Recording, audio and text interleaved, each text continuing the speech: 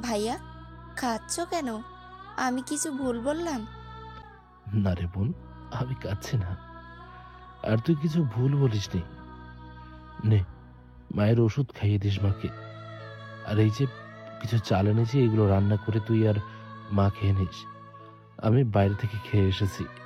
আচ্ছা, আর এটা কি? ও, এটা তোর জামা নিয়ে এসেছি।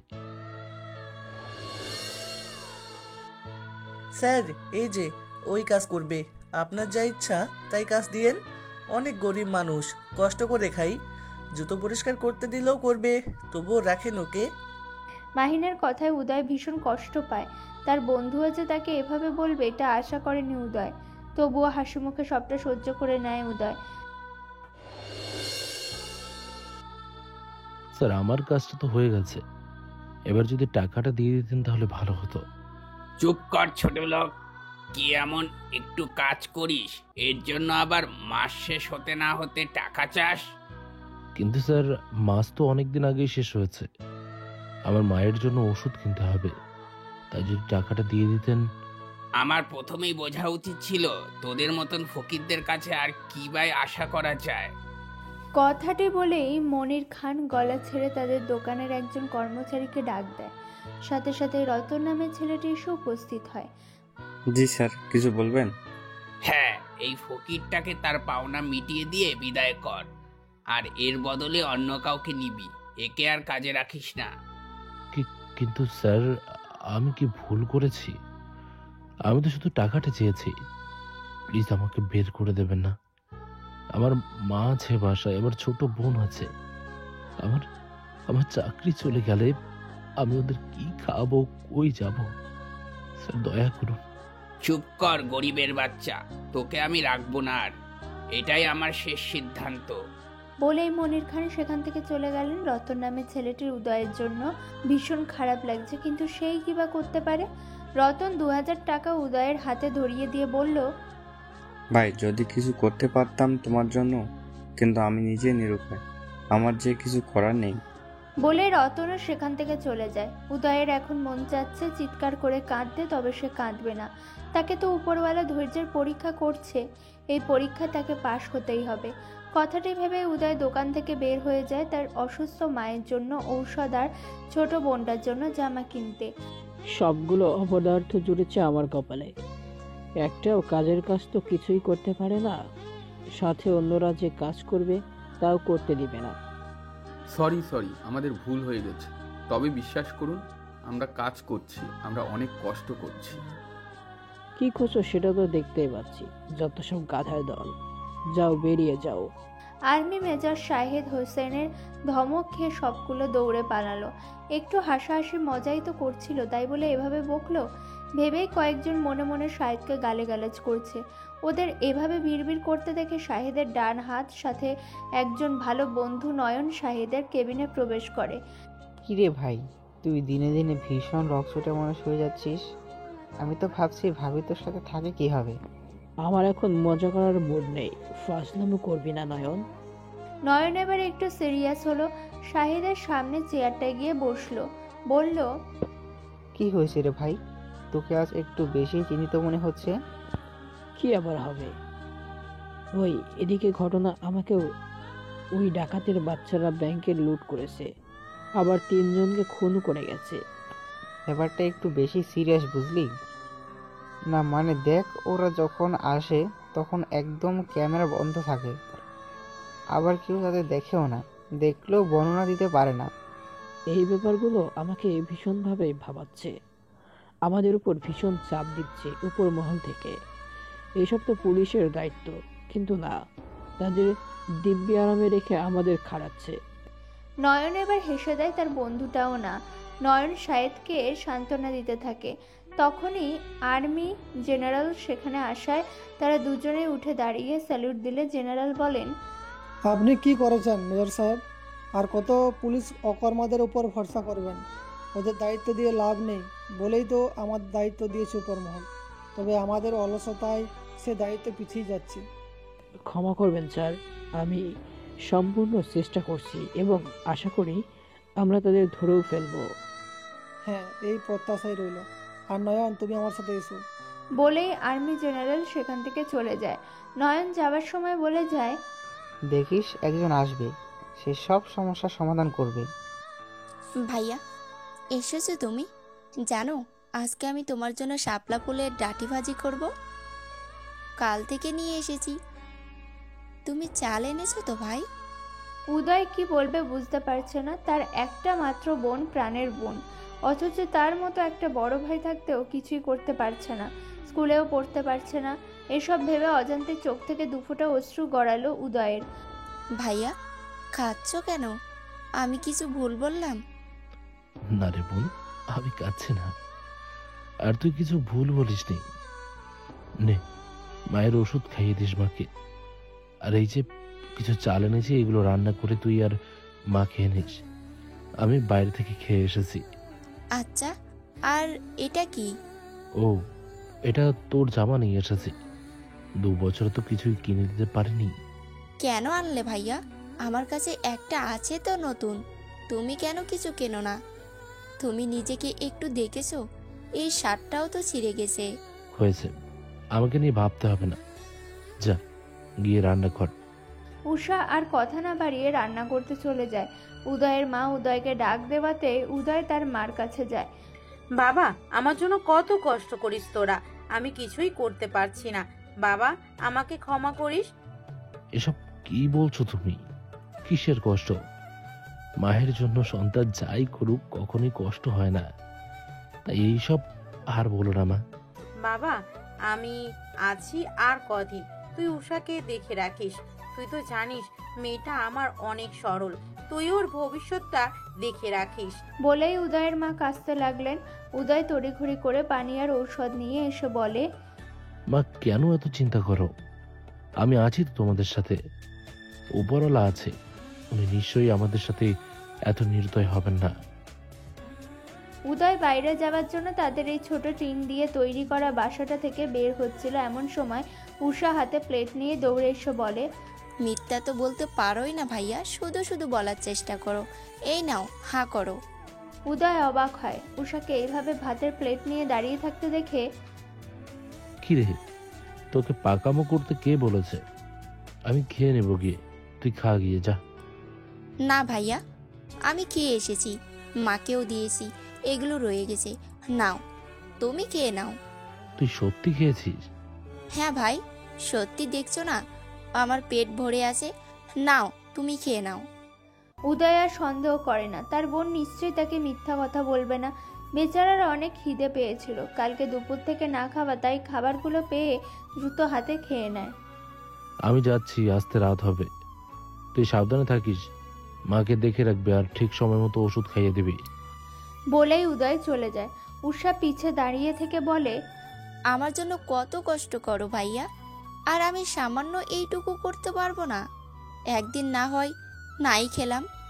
বলেই মলিন হাসে উষা। 17 বছর বয়সে বেশ ম্যাচিউরিটি এসেছে তার ভিতর, নয়তো এইভাবে ভাইয়ের খেয়াল রাখা কজন ছোট বোনই বা পারে। দোস্ত, এটা সাহায্য করবি প্লিজ? উদয়ের কথাটা বোধহয় ভালো লাগলো না মাহিনের, যা তার মুখ দেখেই বোঝা যাচ্ছে। মাহিনের মনে হচ্ছে হয়তো উদয় তার কাছে টাকার কথাই বলবে, তাই সে আগে আগেই বলে, দেখ ভাই, আমি নিজে অনেক কষ্টে আছি, কতই বা টাকা পাই মাসে। গরিব মানুষ আমি, তোকে যে টাকা দিব এমন সামর্থ্য নেই আমার। আমার কাছে চেয়েও লাভ নেই। না না, আমি টাকা চাইবো না। তাহলে আমি আবার তোকে কিভাবে সাহায্য করতে পারি? আমাকে একটা কাজের ব্যবস্থা করে দে না মাহিন। তুই তো জানিস আমার ঘরে অসুস্থ মা আর ছোট বোন আছে। আমাকে আগের কাজ থেকে বের করে দিয়েছে মালিক। তুই একটু দয়া করে আমাকে ব্যবস্থা করে দে না প্লিজ। মাহিনের যেন উদয়ের কথাগুলো বিরক্ত লাগলো। এই ফকিরের সাথে বন্ধুত্ব করাটাই ভুল হয়েছে বলে মাহিনের মনে হচ্ছে। এসব ভেবেই মাহিন বলে, ভাই, আমার নিজেরই কাজের ঠিক নেই, আমি কিভাবে তোকে কাজ দিব বল? যে কোনো কাজ হলেই চলবে, আমি রাজি আছি ভাই, একটু দেখ না। মাহিন একটু ভেবে বলল, ঠিক আছে, তুই কালকে সকালে আমার সাথে ইটভাটায় দেখা করিস। কাজটা কিন্তু অনেক কঠিন আর টাকাও কম। উদয় বেশি ভাবে না, তার কাছে ভাবার মতো সময়ও নেই। একটা কাজ না পেলে সে তার বোন মাকে কি খাওয়াবে? বোনের জন্য তো হাসিমুখে প্রাণটাও দিয়ে দিতে পারবে, এই আর এমন কি। ভেবেই উদয় মাহিনকে বলে, আমি রাজি আছি। সর্দার, এই দিক দিয়ে সদর রাস্তাটা গিয়েছে, আমরা যদি এই দিক দিয়ে যাই তাহলে হয়তো ধরা পড়ার চান্সটাই কম। আমি রাজা, কখনো ধরা পড়ি না আর পড়বও না। এই রাস্তায় ঠিক কর, আজ আমরা একদিন হতে এই বড় ব্যাংকটা ডাকাতি করব। সর্দার, তাহলে আমরা সিসিটিভি ক্যামেরা নষ্ট কিভাবে করব? এই দিক দিয়ে গেলে তো বাম পাশে উঠবো, আর ওখানে ক্যামেরা থাকবে না, ডান পাশেই থাকবে। পিছু পিছুকে ডাক দে, এই কাজ ওরা ভালো পারবে। বলেই ডাকাত সর্দার রাজা হনহন করে বেরিয়ে যায়। আয়াত সর্দারের কথা অনুযায়ী কাজ করে। ভাইয়া, আজকেও ওরা আমাকে অনেক কথা বলেছে। উদয়ের বুকটা মোচড় দিয়ে উঠল। তার বোনকে কিছু বখাটে খারাপ ছেলেরা এইভাবে বিরক্ত করে, অথচ সে কিছুই বলতে পারে না। ভেবেই অজানা খারাপ লাগে ছেয়ে গেল মনটা। বোনকে সান্ত্বনা দেওয়ার জন্য উদয় বলল, ওরা যাই বলুক, তুই ঘুরেও দেখবি না, ওদের দিকে তাকাবি না, মনেই করবি না ওখানে কেউ আছে। তুমি কিছু বলো না কেন ভাইয়া? উদয় চুপ হয়ে যায়। সে কি বলবে? বললেই তো আরো বিপদ। বড়লোকদের বিগড়ে যাওয়া অমানুষ ছেলেদের সাথে কি মারামারি করবে? পরে হিতে বিপরীত হবে, তার বোনের ক্ষতি হবে। এইভাবেই উদয় চুপ থাকে। উষাও আর কিছু বলে না। সে তো বোঝে তার ভাই যে কতটা নিরুপায়। সকাল হতে উদয় মাহিনের কথা মতো ইট ভাটার সামনে এসেছে। তার কিছুক্ষণ পরই মাহিন আসে সেখানে। এসেছিস? আমি এখানের ম্যানেজারের সাথে কথা বলেছি, তার কাছে কোনো কাজ খালি নেই, তবু আমার রিকোয়েস্ট করাতে একটি কাজ জোগাড় করেছে। ধন্যবাদ দোস্ত, তুই আমার জন্য এত কিছু করছিস। ব্যাপার না। কথাটি বলে মাহিন ম্যানেজার রহিমকে ডাক দিলে তিনি এসে উদয়ের সামনে দাঁড়ায়। স্যার, এই যে ওই কাজ করবে, আপনার যা ইচ্ছা তাই কাজ দিয়েন। অনেক গরিব মানুষ, কষ্ট করে খাই, জুতো পরিষ্কার করতে দিলেও করবে, তবুও রাখেন ওকে। মাহিনের কথায় উদয় ভীষণ কষ্ট পায়। তার বন্ধুও যে তাকে এভাবে বলবে এটা আশা করেনি উদয়। তবুও হাসি মুখে সবটা সহ্য করে নেয় উদয়। হ্যাঁ স্যার, আমি গরিব, বাসায় অসুস্থ মা আর বোন আছে, এদের নিয়ে। থাক, হয়েছে, এত গল্প শোনার সময় নেই আমার, কাজে লেগে পড়ো। জি স্যার, কিন্তু কাজটা কি? মাহিন মনে মনে হাসছে। রহিমকে ইশারায় কিছু একটা বোঝায় মাহিন, তারপর বলে, আমি তাহলে আসি। উদয়, তুই কাজ কর তাহলে। বলে মাহিন চলে যায়। রহিম উদয়ের দিকে তাকিয়ে বলে, আমার সাথে এসো। উদয় রহিমের কথা মতো রহিমের পিছন পিছন আসে। এই যে দেখতে পাচ্ছ এই নোংরা মাটিগুলো, এইগুলো সব পানি দিয়ে নরম করবে। মেশিন নষ্ট, তাই হাত দিয়েই করবে, আর এই জন্য প্রতিদিন 100 করে পাবে। স্যার, এটা তো অনেক কষ্টের, আর মাত্র 100 করে। কষ্ট না করলে ভালো ফল পাবে কি করে? তাই যা বলছি করো, নয়তো চলে যাও, আমার অনেক কাজ পড়ে আছে। না না, সমস্যা নেই, আমি করব। রহিম চলে যায়। যাওয়ার সময় বিড়বিড় করে, যত সব গরিব ভিখারি। উদয়কে উদ্দেশ্য করে বলে যা উদয় ঠিকই শুনতে পায়, তবে কিছু বলে না। তার কাছে বলার মতো কিছু নেই। এই, কেউ নড়বি না, ওখানে দাঁড়িয়ে থাক, নয়তো খুন করে দেবো। সবাই ভয়ে জড়সড় হয়ে যায়। কেউ এক ফোঁটাও নড়ার সাহস পাচ্ছে না। কিভাবে বা সাহস পাবে? তাদের সামনে যে ডাকাত দল দাঁড়িয়ে আছে। ব্যাংকের একজন কর্মচারী বেশ সাহস নিয়ে ফোন বের করে সাহায্য টিমের কাছে ফোন দেয়, তবে সেও নিস্তার পায় না। গুলিটা তার বুকে এফোর ওফোর চলে যায়। এতে করে সবাই আরো ভয় পেয়ে যায়। রাজা জোরে হেসে ওঠে। ডাকাত দলের একজন বলে, সর্দার, এই যে এই মেয়েটা সবকিছু ভিডিও করেছিল। সবাই ভীষণ ভয় পায়। ছোট একটি মেয়ে, 6-7 বছর বয়স হবে, ওই ভিডিওটা করছিল ভয় পেয়ে, তবে ধরা পড়ে যায়। এই মেয়ে, তোর এত সাহস, তুই ভিডিও করিস? তোকে তো আমি। রাজা রেগে যায়। তখনই ভিড় ঠেলে মেয়েটির মা সামনে এগিয়ে এসে বলে, ছেড়ে দিন আমার মেয়েকে, আমি হাত জোর করছি, ছেড়ে দিন। আমার মেয়েও ছোট মানুষ, বুঝতে পারেনি। চুপ, একদম চুপ, রাজার কাছে কোনো ছোট বড় নেই। বলেই গুলি চালিয়ে দেয়, যা মেয়েটির পায়ে গিয়ে লাগে। মেয়েটির মা ভয়ে কান্না করে দেয়, আর মেয়েটি অজ্ঞান হয়ে যায়। কিছু কিছু মানুষ ভীষণ ভয় পেয়ে আছে। তাদের সামনেই এভাবে দুজন মানুষের নিহত হওয়া দেখে লোকজন ভয়ে আছে ভীষণ। বিশেষ করে ছোট মেয়েটির পায়ে গুলি লাগা, আশেপাশে বেশ রক্ত লেগে আছে। মেয়েটিকে হসপিটালে নেওয়া হয়েছে। বেশ কয়েকজন পুলিশ এসে জায়গাগুলো সিল করে গেছে। এখন আর সচরাচর তেমন কাউকে দেখা যাচ্ছে না। এসব কি হচ্ছে সাহেব? স্যার, ওই ডাকাত খুব ভয়ানক রকমের চালাক। নয়তো এমনভাবে সব করেছে যে তাকে ধরাই যাচ্ছে না। আশ্চর্য, এখনও একটা ক্লুও পাননি আপনারা? আপনি জানেন আজকে একটি ছোট মেয়েকে পর্যন্ত তারা কেউ ছাড় দেয়নি, তাকেও আহত করেছে। এই খবর ডিসির কাছে ঠিক কী রূপ দেখাবে বলেন তো? স্যার, আমি যথেষ্ট করছি। আর এসব তদন্ত বিষয় তো আমাদের কাজ নয়। আমাদের এই কাজটাতে একটু হিমশিম খেতে হচ্ছে। আমি বলছি স্যার, আপনি আমাদের আরেকটু সময় দিন, আমরা ঠিকই ওদের ধরে ফেলবো। এই সময়টুকুই শেষ, এরপর হয়তো উপরমহল অন্য সিদ্ধান্ত নিতে বাধ্য হবেন। ভাই, ডক্টর হয়েছিস বলে কি বিয়ে করা যাবে না? আমি তো একটা ভাবি ডিজার্ভ করি, তাই না? এমনি ভালো লাগছে না, দেশের যা অবস্থা, তুই আর কিছু বলিস না। আমি কিছু বললেই দোষ, তাই না? চুপ, তুই কোনো আওয়াজ পাচ্ছিস? ভাই, এমনভাবে বলছিস কেন? আমি সিরিয়াস। আমার মনে হচ্ছে বাইরে কেউ সাহায্যের জন্য ডাকছে। তুই একটু ওষুধগুলো নোট কর, আমি আসছি। না বন্ধু, যাস না, বুঝতেও হতে পারে। না, পাভেলের কথা হৃদয়ের কান পর্যন্ত গেল না। তার আগে সে দৌড় দিয়েছে সেই দূর থেকে আসা অজানা আওয়াজের খোঁজে। হৃদয় কিছু দূর এগোতেই চিল্লানোর আওয়াজটা বেশি শোনা যাচ্ছে, যেটা বাম দিক থেকে আসছে। হৃদয় আওয়াজ অনুসারে সেদিকে অগ্রসর হতেই দেখতে পায় একটি মেয়ের ওড়না ধরে 3জন ছেলে বাজেভাবে টানছে, আর মেয়েটি সেই নিজের ওড়নাটাকে রক্ষা করার জন্য এভাবে চিল্লাচ্ছে। হৃদয়ের এই ঘটনা দেখার পর রাগে মাথা ফেটে যাচ্ছে। এই নরপিচাজদের জন্যই আজ আমাদের মা বোনদের কোথাও সুসম্মান পাওয়া যায় না। হৃদয় তড়িঘড়ি করে মেয়েটার সামনে গিয়ে এক ঝটকায় ছেলেদের কাছ থেকে ওড়নাটা সরিয়ে নেয়, বলে, তোদের সমস্যা কি? দেখে বোঝা যাচ্ছে ছেলেগুলো ড্রিঙ্কস করেছে। সেখান থেকে একটি ছেলে বলে ওঠে, তুই আবার কে? কে রে, আমাদের মাঝে আসিস? সরে যা, মেয়েটাকে দে। তখনই পেছনে দাঁড়িয়ে থাকা মেয়েটা বলে ওঠে, প্লিজ ভাইয়া, আমাকে বাঁচান, ওদের হাত থেকে বাঁচান। আপনি শান্ত হন।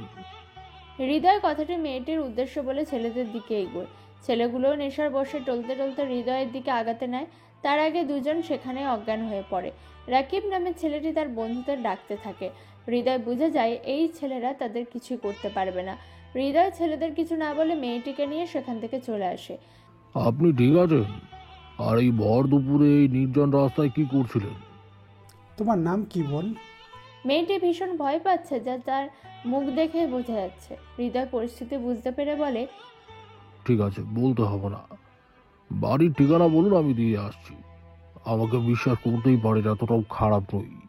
মেয়েটি হৃদয়ের দিকে পিটপিট করে তাকালো। না, ছেলেটা দেখতে খারাপ নয়, মায়া ভরা মুখ। মেয়েটি আর কেউ নয়, উষা। আমার নাম রিশা। আমি একটি কাজের খোঁজে এখান দিয়ে যাচ্ছিলাম, তখনই ওই ছেলেগুলো। বুঝতে পেরেছি, তোমার বাড়ির ঠিকানাটা বলো। উষা আর কিছু ভাবে না, সে ভাবতেও চায় না। হৃদয়কে সে বাসার ঠিকানাটা বললে হৃদয় গাড়ি নিয়ে বের হয় উষাকে বাড়ির উদ্দেশ্যে দিয়ে আসতে। উদয় বাড়ি ফিরেছে, শরীরটা নিস্তেজ লাগছে তার কাছে। অলসতা যেন জেঁকে বসেছে। সারাদিন কি ধকলটাই না গেল। হাত ছুলে আছে, পায়ের উপর ইট পড়ে গেছিল নাকি ফেলেছিল, এটাই বুঝতে পারছে না উদয়। বাড়ি এসে উষাকে গলা ছেড়ে ডাকছে উদয়। আজ 100 টাকা পেয়েছে। ওই টাকা মিলিয়ে চাল আর সবজি কিনেছে। কদিন ধরে বোন মাকে ভালো কিছু খাওয়াতে পারছে না, তবে উষার দেখা নেই।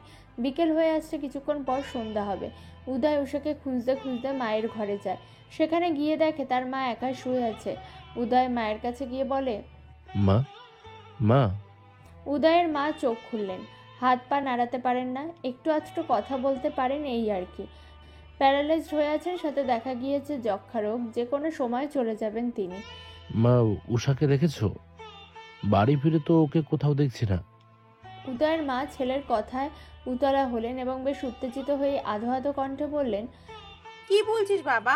উষা তো বললো বাইরে থেকে আসছে, কি কাজ না কি খুঁজছে, দুপুরে বেরিয়েছে, এখনো ফিরেনি।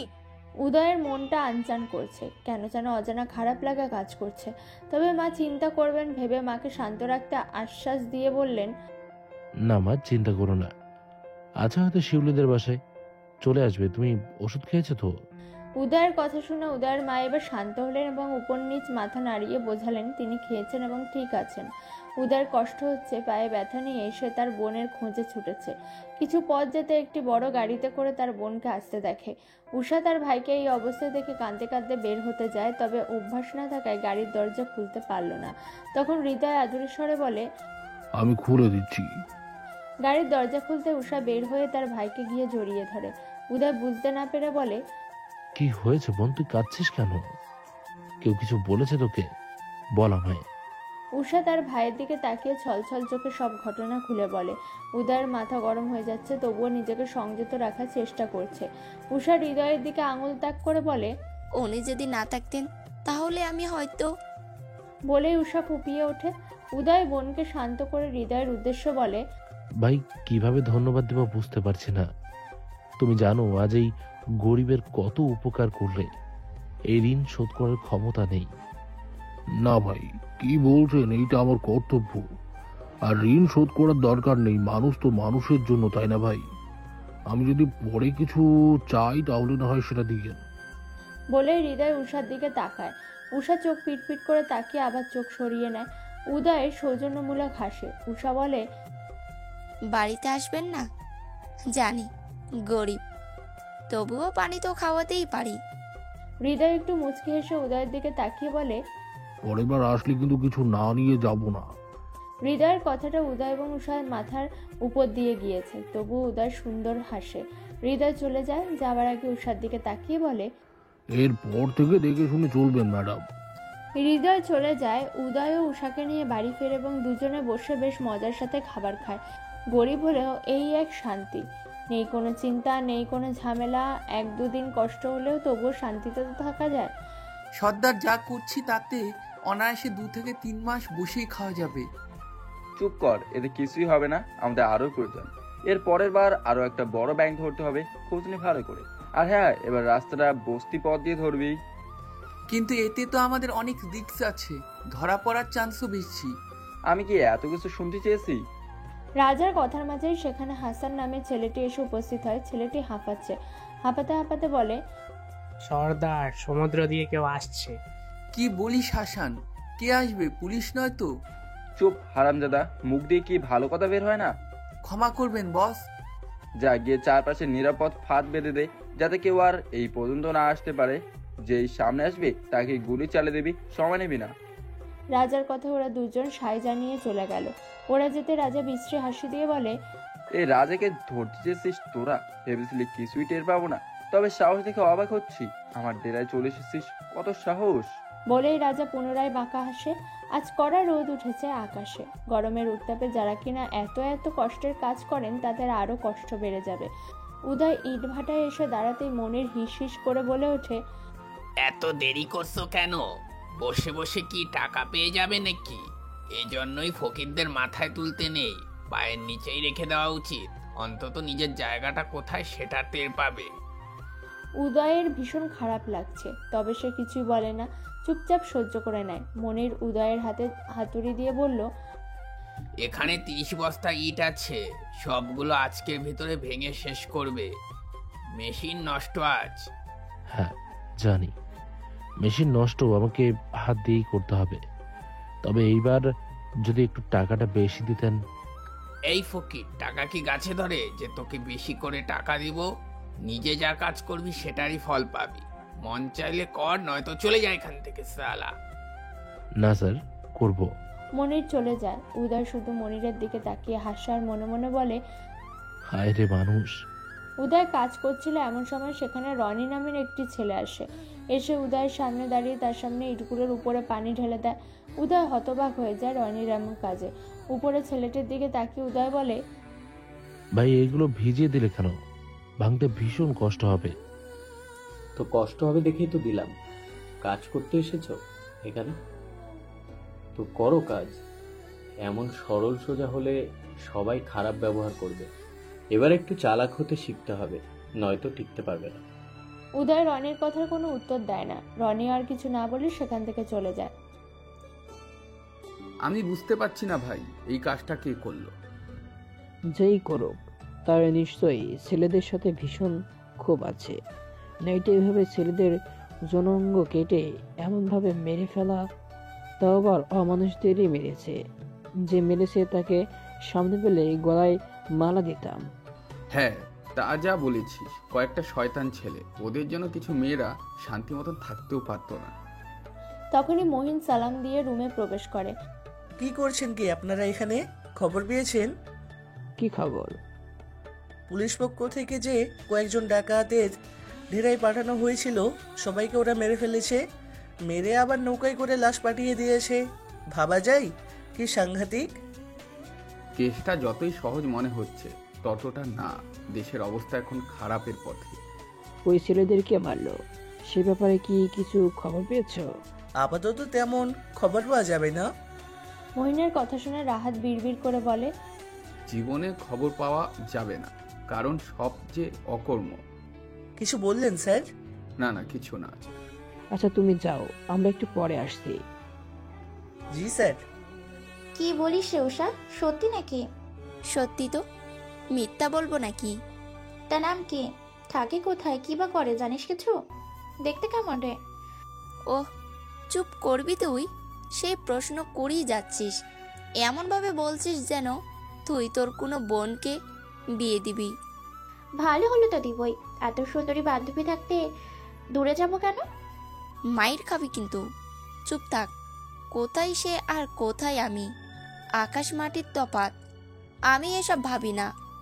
একদিনের পরিচয় এসব ভাবা অন্যায়।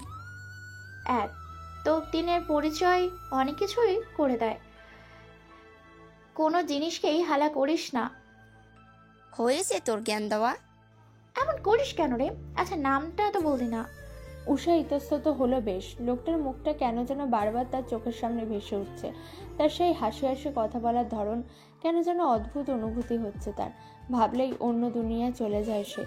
শিউলির ধাক্কা দেওয়াতে উষার ধ্যান ভাঙে। উষা আমতা আমতা করতে থাকে, ভালোই, এখনই কল্পনা করা শুরু করেছিস? কি ব্যাপার বলতো, কেসটা কি? প্রেমে পড়লি নাকি? এক দেখাই প্রেম বলে শিউলি হেসে উঠল। উষা শিউলির দিকে আর চোখে তাকায়। শিউলি হাসি থামিয়ে উষাকে বলে, ওকে, আর এমন করবো না। এবার তো বল নামটা কি? উষা লজ্জা পাচ্ছে। গাড়িতে আসার সময় এক দু কথা বলেছিল সে, আর সেই থেকেই নামটা জেনেছে উষা। হৃদয় নাম তার। গাড়িতে আসার সময় বলেছে। নামটার সাথে একদম মিল আছে জানিস। হ্যাঁ বুঝেছি, সব বুঝেছি আমি। ওদের কথার মাঝে এখানে শিউলির মা এসে হাজির হয়। তিনি উষাকে দেখে রেগে যায়। কেন যেন উষাকে সহ্য করতে পারেন না তিনি। উষার প্রতি একটা ক্ষোভ আছে, আর তাই জন্যই উষাকে এখানে দেখে বিরক্ত হচ্ছে শিউলির মা। এই তুই এখানে কি করছিস? তোর কি আর কোনো কাজ নেই? সব সময় এই মেয়েটার সাথেই বসে থাকিস। এই মেয়েটার সাথে থেকে তুইও ওর মতন খারাপ হয়ে যাচ্ছিস। মা, এসব কি বলছো? চুপ কর শিউলি। থাক আন্টি, আপনি ওকে দয়া করে বকবেন না। আমার কথাতেই ও এখানে এসেছিল। ওকে কিছু বলবেন না, আমি চলে যাচ্ছি। উদয় প্রতিদিনের মতোই আজও কাজ শেষে 100 টাকা নিয়ে বার হয়েছে ইটভাটা থেকে। অনেক জায়গা ছুলে আছে। আজ সত্যি নিজের ভাগ্যের প্রতি নিজেরই হাসি পাচ্ছে। তার জীবনটা এমন না হলেও পারত, তবে এটা কি অভিশাপ? অভিশাপই বোধহয়। তা না হলে তার ভাগ্যের এই পরিণাম হতোই না। কথাগুলো ভেবে উদয় দীর্ঘশ্বাস ছাড়ে। কাজ শেষে বাড়ি ফিরছিল উদয়, তখনই পাশ থেকে একজন লোকের চিল্লাচিল্লি শুনে সেদিকে নজর বুলায় উদয়। তোদের একটারও কোনো যোগ্যতাই নাই আমার কাজ করার। কতবার বলেছিলাম যে গাড়িটা সব কিছু ঠিক আছে না চেক করে নিতে। তোরা কি বলেছিস? সব দেখেছি। তাহলে এইসব কি? এখন এটা নষ্ট কি করে হলো? সরি স্যার, আমরা চেক দিয়েছিলাম, কিন্তু কি ভূতে এসে নষ্ট করেছে নাকি? Sorry sir. উদয় এখানে দাঁড়িয়ে সব কথা শুনতে পেয়েছে, তাই সে লোকটির কাছে যায়। লোকটি উদয়কে দেখে সামনে এগিয়ে এসে বলে, তুই আবার কে? তোকে কে ঢুকতে দিয়েছে এখানে? এখন কোনো টাকা বা চাল দেওয়ার সময় নেই, যা এখান থেকে। বুঝি না এসব ফকির আসে কোথা থেকে। Guard, guard. উদয় লোকটির কাছে গিয়ে বলে, না না, আপনি ভুল বুঝছেন। আমি এখানে ভিক্ষা নিতে আসিনি। আমি তো আপনার গাড়ি। কি তুই আমার গাড়ি নিতে এসেছিস? তোর সাহস দেখে অবাক হচ্ছি। কিরে, তোরা ওকে ধরছিস না কেন? গার্ডরা লোকটির কথা শুনে উদয়কে ধরতে যায়। তখন উদয় বলে ওঠে, আপনারা আমার কথা শুনুন। আমি আপনার গাড়ি ঠিক করে দেবো স্যার। কি তুই ঠিক করবি? হ্যাঁ স্যার, আমি পারবো, আপনি ভরসা করে দেখতে পারেন। লোকটি উদয়ের কথায় হাসলো। সে মনে মনে ভাবছে এই ফকিরটা আবার কি করতে পারবে। তবু সে ঠাট্টার সাথে বলে, পারবি তো? ঠিক আছে, কর তাহলে। আর যদি না পারিস তাহলে? আর যদি পারি? লোকটা আবার উদয়ের দিকে তাকিয়ে বলে, 500 টাকা পাবি। কথাটাই উদয় হাসি দেয়। এরপর গাড়িটির কাছে দাঁড়ায় এবং যা যা দরকার সব কিছুই চায়। গার্ডরাও উদয়ের কথা অনুযায়ী সব কিছু এগিয়ে দেয়। লোকটি সেদিকে তাকিয়ে হাসে। তিনি ভাবছেন উদয় হয়তো কাজের কাজ কিছুই করতে পারবেন না। ভালোই হয়েছে, এই সুযোগে ছোট লোকের বাচ্চাকে সাহায্য করতে পারবে। লোকটির ভাবনার মাঝে একজন গার্ড বলে, স্যার চাবিটা দিন, দেখি স্টার্ট হয় কিনা। লোকটা ড্রাইভারের হাতে চাবি ধরিয়ে দিয়ে পাশে গিয়ে দাঁড়ালো। ড্রাইভার চাবি নিয়ে গাড়ি স্টার্ট দিতে গাড়িটা স্টার্ট হয়ে গেল। তখনই একজন গার্ড বলে ওঠে, স্যার কাজ হয়ে গিয়েছে, গাড়ি স্টার্ট হয়ে গেছে। লোকটি মুখ ভেঙচি কাটলো আর মনে মনে তার অকর্মা গার্ডদের বকতে লাগলো। কি এমন একটু ঠিক করেছে তাই বলে নাচতে হবে? কাকে বা কি বলবে তার গার্ডগুলো, নিজেই তো ভিখারি। কথাটি ভেবেই লোকটি গার্ডদের উদ্দেশ্য বলে, আমি দেখতে পেয়েছি, অন্ধ নই আমি। কথাটি বলেই লোকটি উদয়ের দিকে এগিয়ে যায়। ভালোই কাজ করেছো। আজকাল ফকিরদের ভিতরও ভালো গুণ চলে এসেছে দেখা যায়। উদয় সেই আগের মতো নির্বাক। সে কিছুই বলে না, বলবেই বা আর কি। আজকাল এত এত ফকির গরিব বলে খোঁটা শুনছে যে শুনতে শুনতে সব অভ্যাস হয়ে গিয়েছে। সে তো গরিব, ভিখারি আর ফকিরই বটে। ফকিরকে ফকির বলবে না তো রাজা বাদশা বলবে। উদয়ের ভাবনার মাঝে লোকটি তার পকেট থেকে 500 টাকার একটি নোট বের করে বলে, এই নাও। আমি আবার কথা দিয়ে কথা রাখি, সেটা ফকিরদের ক্ষেত্রে হোক বা ধনীদের ক্ষেত্রে। উদয় টাকাটা হাতে নেয়। তার ভীষণ খুশি লাগছে। এখন অন্তত তার কাছে 600 টাকা আছে। এই টাকা দিয়ে আজ ভালো কিছু কিনবে সে। অনেকদিন ঠিকভাবে দানা পানি পড়ে না পেটে। কচু আর আলু খেতে খেতে পেট যেন পচে গিয়েছে। তাই এদিক সেদিক কান্না দিয়ে লোকটিকে বলে, ধন্যবাদ আপনাকে। কথাটি বলে উদয় সেখান থেকে চলে যায়। লোকটি উদয়ের দিকে তাকিয়ে তাচ্ছিল্যের হাসি দিয়ে বলে, যত সব ছোট লোকের দল। আপনারা যদি একটু দেখে গাড়ি চালান তাহলে আর রাস্তায় সবার এইভাবে দুর্ঘটনা ঘটবে না। রাস্তার মাঝে বসে উষা এই কথাটি তার সামনে থাকা গাড়িটির উদ্দেশ্যে বলল। রাস্তায় এভাবে কাউকে পড়ে থাকতে দেখে গাড়ির ভিতর থাকা ছেলেটি বাইরে বেরিয়ে আসলো। গাড়ি থেকে কাউকে বের হতে দেখে উষা উপরের দিকে তাকাতেই চোখাচোখি হলো দুজনার। উষা ভীষণ অবাক হয়। ছেলেটি আর কেউ নয়। উষা মনে বিড়বিড় করে বলে ওঠে, হৃদয়। উষাকে এইভাবে পড়ে থাকতে দেখে হৃদয় এগিয়ে এসে বলে, আরে মিস উষা, আপনি এখানে কি করছেন? আমি সত্যি দেখতে পাইনি, আসলে ইমার্জেন্সিতে ছিলাম, তাই ক্ষমা করবেন। হৃদয়ের একসাথে অনেক কথা বলা দেখে উষা একটু অবাক হয়। তবে তার জন্য লোকটা দেরি হচ্ছে এটা দেখেও খারাপ লাগছে তার। তাই সে উঠে নিজেকে ঠিক করে হৃদয়ের উদ্দেশ্যে বলে, ক্ষমা তো আমার চাওয়া উচিত। আমি বুঝতে পারিনি, ভুল করে সামনে চলে এসেছিলাম। আমার জন্য আপনার অনেকটা দেরি হয়ে গেল, ক্ষমা করবেন। হৃদয় উষার এমন শিশুসুলভ ব্যবহার দেখে নীরব হাসে। সে নিজেকে সামলে নিয়ে উষাকে বলে, না, কোনো সমস্যা নেই, এত ক্ষমা চাইতে হবে না। আপনি তো ব্যথা পেয়েছেন, চলুন ব্যান্ডেজ করে দিই। না না, আমার জন্য আপনার অনেক দেরি হয়েছে, আর দেরি করবেন না। আমি ঠিক আছি, কিছু হয়নি, এটা সামান্য। এমন আরও কত ব্যথা পেয়েছি, ব্যাপার না, এসবে অভ্যস্ত আমরা। হঠাৎ কেন যেন হৃদয়ের মনটা অশান্ত হয়ে উঠল। অজানা এক ধাক্কা খেলে যাচ্ছে মনে। সে এসব ভাবা বাদ দিয়ে উষাকে গাড়ির সামনে নিয়ে যায়। উষা দাঁড়িয়ে পড়ে আর বলে, আপনি শুধু শুধুই দেরি করছেন, এইসব ডাক্তারের কাজ। আমি ঠিক আছি, আপনি আপনার কাজে যান। হৃদয় মনে মনে হাসে আর ভাবে মেয়েটা বোধহয় জানে না সে নিজেই একজন ডাক্তার।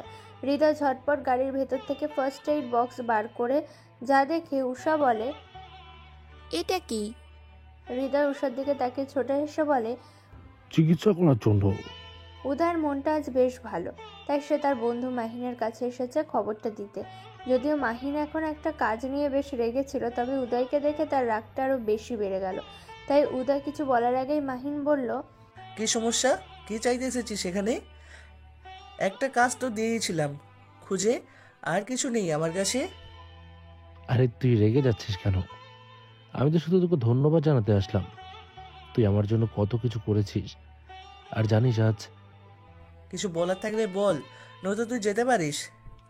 তুই এমন করছিস কেন?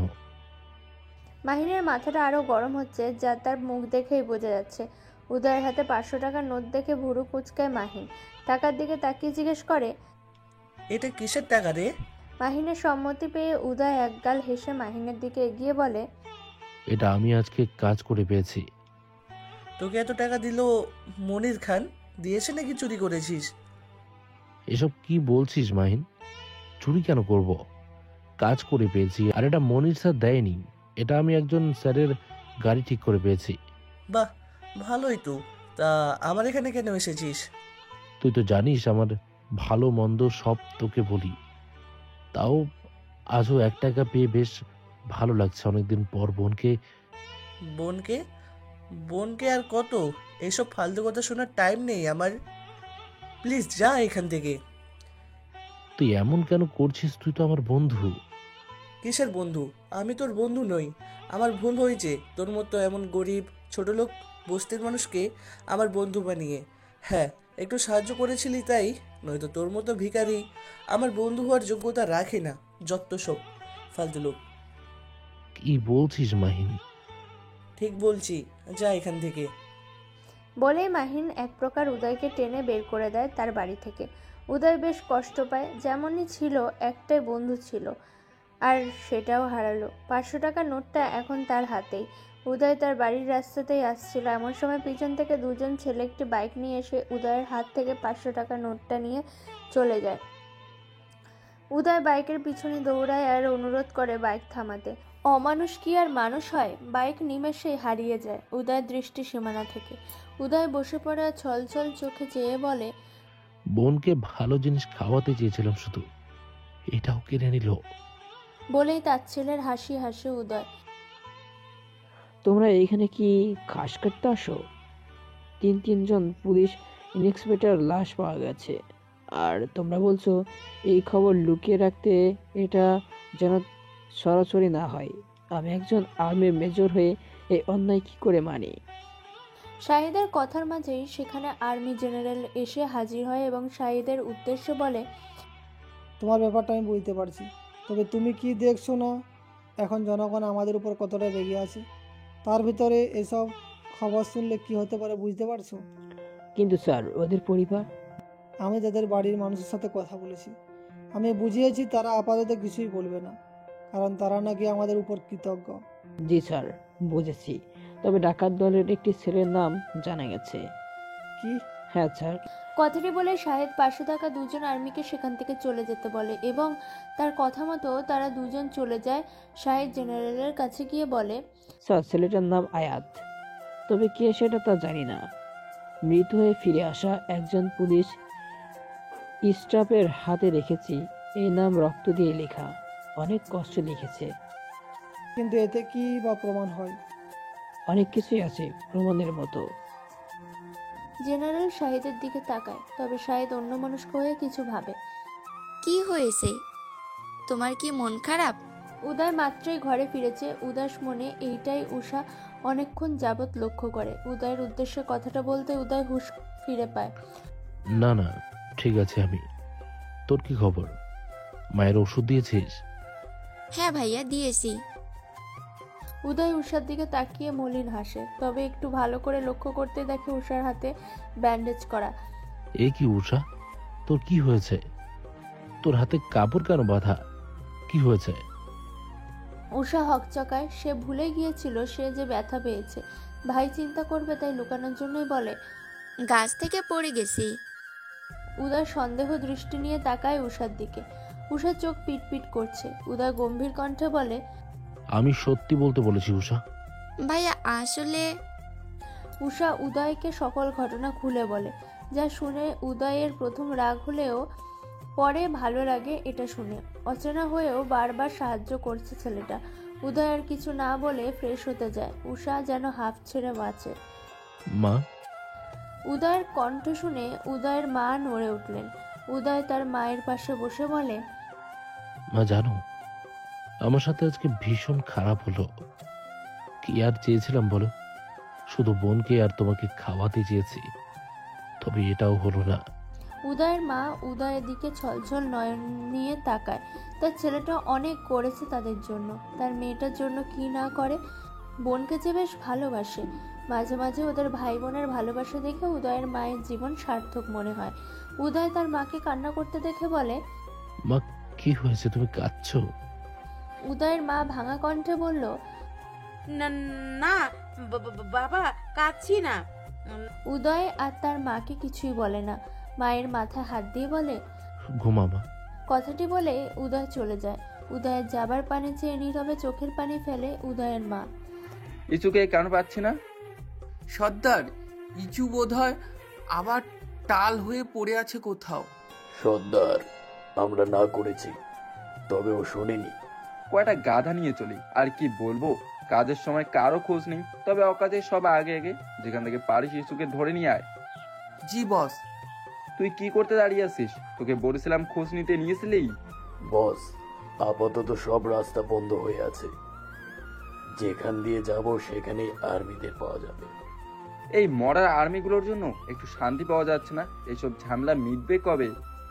সর্দার, বলতে পারি না, তবে নিশ্চয়ই ওরা আমাদের পরিকল্পনা ধরে ফেলেছে, তাই সবগুলো পথেই পাহারাদার দিয়েছে।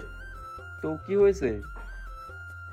মানে বস, এমন এক নীরব জায়গা খোঁজ যেখানে আর্মিরা থাকলেও সমস্যা নেই, কারণ যেখানে আমরা অনেকজন থাকবো ওখানে ওই দুইজন আইনের লোক কিছুই করতে পারবে না।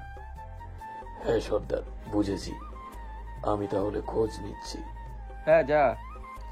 রাজার সম্মতি পেয়ে বিচু ডাকাতে সেখান থেকে চলে যায়।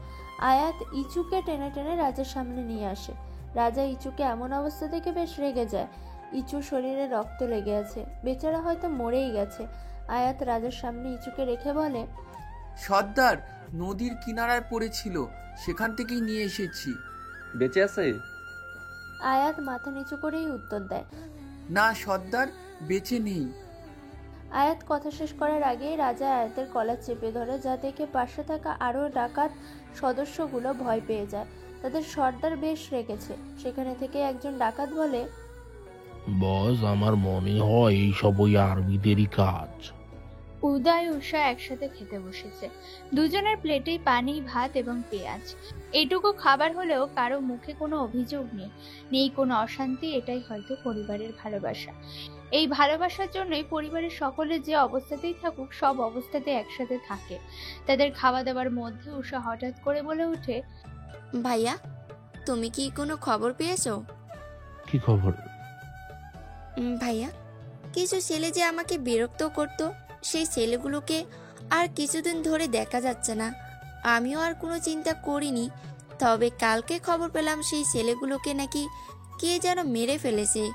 মানে খুব বাজেভাবে মেরেছে। আমি বুঝতে পারছি না এটা কিভাবে হলো, তবে যেভাবে হয়েছে ভালোই হয়েছে, শয়তানগুলো তো মরেছে। উষার কথা শুনে উদয় খাওয়া থামিয়ে দেয় এবং সে কিছু একটা ভাবতে থাকে। তবে বেশি কিছু না ভেবেই সে উষাকে বলে, তোকে এত কিছু বুঝতে কে বলেছে? না বুঝে চুপচাপ খা, আর খাবার পরে মাকে মনে করে ওষুধ খাইয়ে দিস। আমি গেলাম। তুমি কোথায় যাচ্ছ ভাইয়া? খাবে না? উদয় কিছু না বলে সেখান থেকে চলে যায়। উষা কিছুই বুঝতে পারছে না তার ভাইয়ের আবার কি হলো।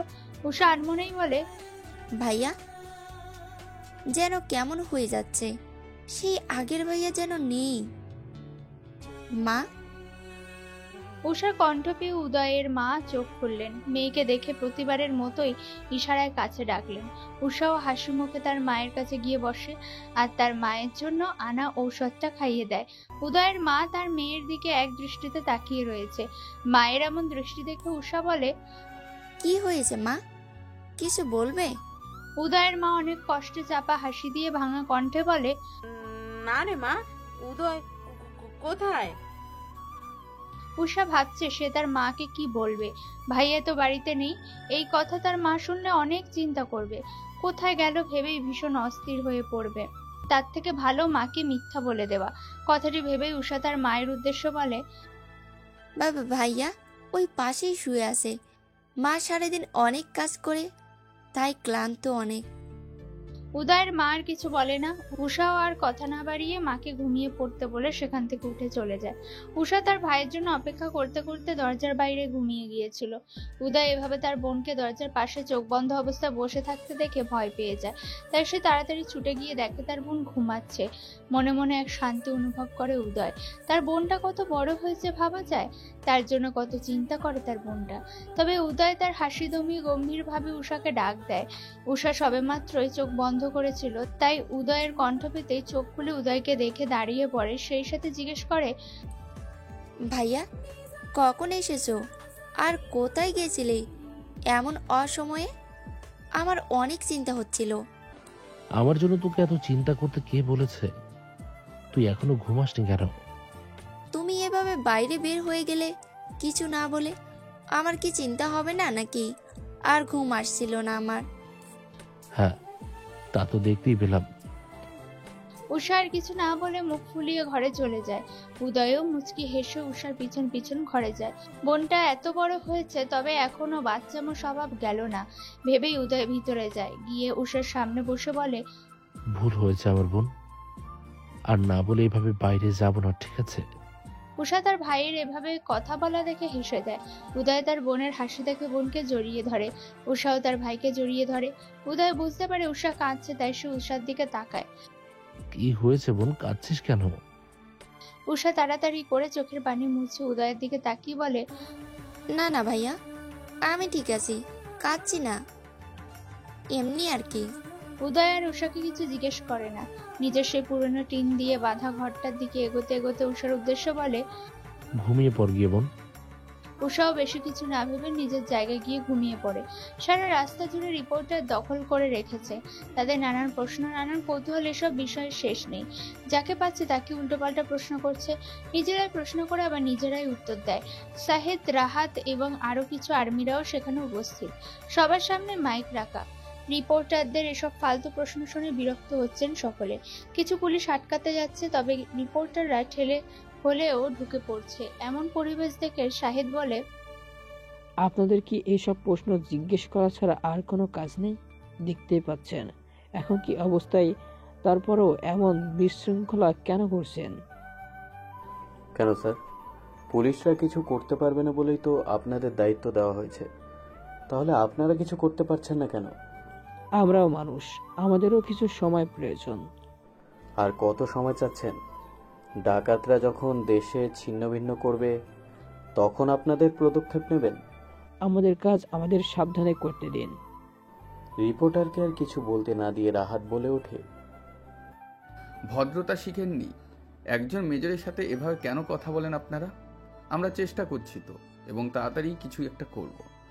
বলে সেখান থেকে রাহাত শাহিদকে নিয়ে ভিতরে ঢুকে যায়। কিছু কিছু রিপোর্টাররা বেশ খেপেছে, তবে তারাও হাল ছাড়বে না। পদে পদে হেনস্থা করবে এই পুলিশ আর্মিদের, এসব ভেবেই সেখান থেকে চলে যায় তারা।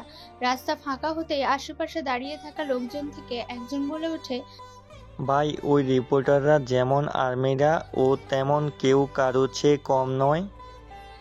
হ্যাঁ ভাই, তবে যোগ্য জবাব কেউ দিতে পারে না, শুধু তর্ক করে যায়। তা ঠিক। লোকগুলো ঠাট্টা করতে করতে সেখান থেকে চলে যায়। উদয় প্রতিদিনের মতোই আজও সেই একই কাজ করার জন্য ইটভাটায় যায়। সেখানে যেতে আজ মনির এগিয়ে আসে, তবে কোনো বকাঝকা ছাড়াই উদয়ের উদ্দেশ্যে বলে, আমার পিছন পিছন এসো। উদয় মনিরের কথা মতো পিছন পিছন গেলে তাকে একটি ঘরের ভিতর নিয়ে আসা হয়। মনির কিছু বলবে তার আগে উদয় জিজ্ঞেস করে, স্যার আমাকে এখানে কেন এনেছেন? নিশ্চয়ই ঢং দেখতে আনিনি, এখানে তোমাকে এনেছি একটি কাজের জন্য। কি কাজ স্যার? এই যে এই ডয়ারে দেখতে পাচ্ছ, এখানে 2 লক্ষ টাকা আছে, আর আজ সারাদিন তোমাকে এইটা পাহারা দিতে হবে। উদয় প্রথমে খুব অবাক হয়, এই কাজ তাকে কেন দিচ্ছে। মনির উদয়ের এমন ভাবনা দেখে উদয়ের উদ্দেশ্য বলে, দেখো এখানে বিশ্বাসযোগ্য তেমন কাউকে পাইনি, তাই তোমাকে বললাম। আশা করি তোমার সমস্যা নেই। কিন্তু স্যার আমি তো নতুন, আমাকে কিভাবে এতটা বিশ্বাস করলেন? আরো কতজন আছে যারা এখানে অনেকদিন কাজ করে, তাদের কেন এই কাজ দিলেন না? মনির বেশ বিরক্ত হয় উদয়ের প্রতি, তবে সে এটা প্রকাশ করে না। সে মুখ ছোট করে উদয়কে বলে, হ্যাঁ অনেকেই আছে, তবে তোমাকে দেখে অনেকটা সত্যবান ছেলে মনে হয়, তাই তোমাকে এই দায়িত্ব দিলাম। এই কাজের জন্য তোমাকে আজকে 1000 টাকা দেব। উদয় মনে মনে খুশি হয়। তারা গরিব, ভালো মন্দ তেমন চোখে দেখে না, তাই 1000 টাকা পাওয়ার আশায় সে আর কোনো কিছু না ভেবেই রাজি হয়ে যায়। মনির উদয়কে বুঝিয়ে সেখান থেকে বাইরে চলে যায় আর যেতে যেতে বিড়বিড় করে বলে, শালা ছোট লোক, আজ তোর শেষ দিন। এমন দাগ দিব যে জীবনে আর কোনো কাজ করতে পারবি না এবং রাস্তায় পড়ে ভিক্ষা করবি। শালা ভিখারির দল। কথাটি বলতে বলতে মনির সেখান থেকে চলে যায়। পাশে দাঁড়িয়ে থাকা রনি নামের ছেলেটা উদয়ের দিকে তাকিয়ে দীর্ঘশ্বাস ছাড়ে এবং নিজের কাজ করতে করতে বলে, বেচারা। উষা প্রতিদিনের মতোই আজও এই রাস্তা দিয়ে হাঁটছিল। পাশের খাল পুকুর দেখতে উষার বেশ ভালো লাগে, তাই সে প্রতিদিনই আসে এখানে হাঁটতে। কিছু দূর এগোতেই উষা পুকুরের সামনে এসে দাঁড়ায় আর কালকের কথা মনে পড়ে। কালকে তো এখানেই আবার দেখা হয়েছিল সেই মানুষটার সাথে যে তাকে ব্যান্ডেজ পেঁচিয়ে দিল হাতে। কথাটি ভেবে লজ্জা পায় উষা আর আনমনেই বলে, ইস, আজকেও যদি একবার দেখা হতো। পরক্ষণে আবার কিসব ভাবছে সে এইটা ভেবেই নিজেই নিজেকে বকাঝকা করে। ইস, সে কেন আসবে? আমি আবার কে হই? আর সেই বা কে হয় আমার যে এখানে আসবে? আর আমি কেন ওনাকে নিয়ে এত ভাবছি? কথাটা বলতে বলতেই উষার চোখ যায় তার বাম পাশে রাখা বড় চিরপরিচিত চেনা গাড়িটির সামনে। উষা অবাক হয় বেশ। সে গাড়িটির সামনে গিয়ে দেখে হৃদয় বসে আছে।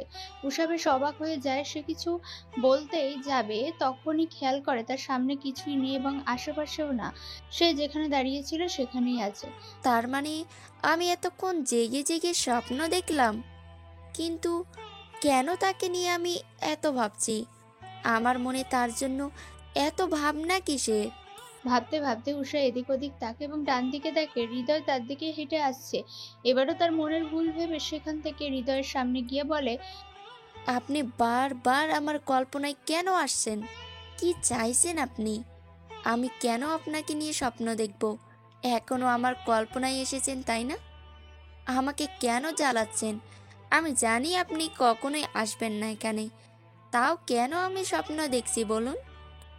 হৃদয় বেশ অবাক হয়। উষা তাকে নিয়ে কল্পনায় দেখছে ভেবেই একটু লজ্জা পায়, তবে পরক্ষণে উষা যে তাকে এখন স্বপ্নেই ভাবছে এটা দেখে হৃদয় মনে মনে ভীষণ হাসে।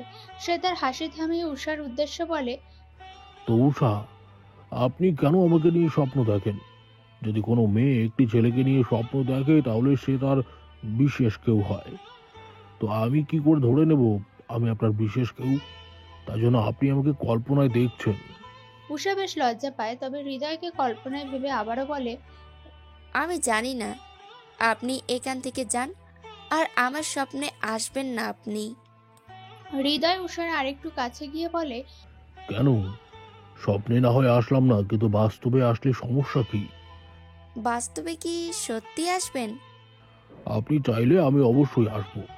উষা আবারও লজ্জা পায় আর ভাবে লোকটা অদ্ভুত, স্বপ্নে এসেও তাকে লজ্জা দিচ্ছে। হৃদয় উষার এমন ভাবান্তরযুক্ত মুখশ্রী দেখে বলে, আপনি খেয়েছেন ম্যাডাম? উষা হঠাৎ ম্যাডাম ডাক শুনে বেশ অবাক হয়। কেউ আগে তাকে এভাবে ডাকেনি, স্বপ্নে হোক তাও হৃদয় তাকে ডেকেছে। তবে খাবারের কথা মনে পড়তেই উষা অন্যমনস্ক হয়ে বলে, খাবার আর খাবার, 3 বেলা থেকে যে 1 বেলা পাই এটাই অনেক। জানেন, ভাইয়া অনেক কষ্ট করে আমার জন্য, ভীষণ ভালোবাসে যে। আমার জন্য কি না করে, নিজে না খেয়ে আমার কথা ভাবে কিভাবে আমার ভালো হবে। তবে সেটা প্রকাশ না করলেও আমি জানি। উষার কথা শুনে হৃদয়ের ভীষণ খারাপ লাগে।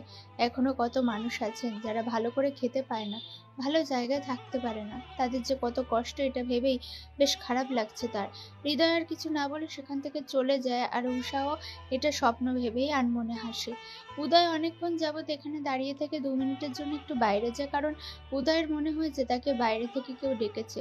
উদয় আবার সেই ঘরে ফিরে আসে। এখনো সে ওই ড্রয়ারে হাত দিয়ে দেখেনি, তবে তার কাছে একটু অন্যরকম লাগছে। যদিও সে এটা পাত্তা দেয় না। কিছুক্ষণ পর মনীষ সেখানে আসে আর বলে, সবকিছু ঠিকঠাক আছে তো নাকি? জি স্যার। কই দেখি। কথাটা বলে মনির ড্রয়ারটা খুলে দেখে ওখানে কিছু নেই, একদম ফাঁকা। উদয় বেশ অবাক হয়ে যায়। এটা কি হলো? মনির চিল্লিয়ে বলে ওঠে, এ কি, এখানে ফাঁকা কেন? টাকা কোথায়? স্যার আমি জানি না, আমি এখানেই ছিলাম। তুই এখানে ছিলি, তাহলে টাকা কোথায়? টাকা বের কর এক্ষুনি। না স্যার, আমি নেইনি। মিথ্যা বলিস, এক্ষুনি দে। বলেই মনির উদয়ের কলার ধরে টানতে টানতে সবার সামনে নিয়ে যায় এবং পুলিশকে ফোন করলে তৎক্ষণাৎ দুজন পুলিশ আসে। দেখুন না স্যার, এই ছোকরাকে বলেছিলাম 2 লক্ষ টাকা দেখে রাখতে, সে বলেছে সে নাকি পারবে। ওর উপর ভরসা করেই কাজটা ওকে দিয়েছি, কিন্তু টাকা সরিয়ে নিয়েছে। কিন্তু আমি কেন টাকা নেব? আমি কি পাগল নাকি? আমি তো জানি টাকা যদি আমি চুরি করি তাহলে আমাকেই দোষী করা হবে। তাহলে আমি কেন চুরি করব?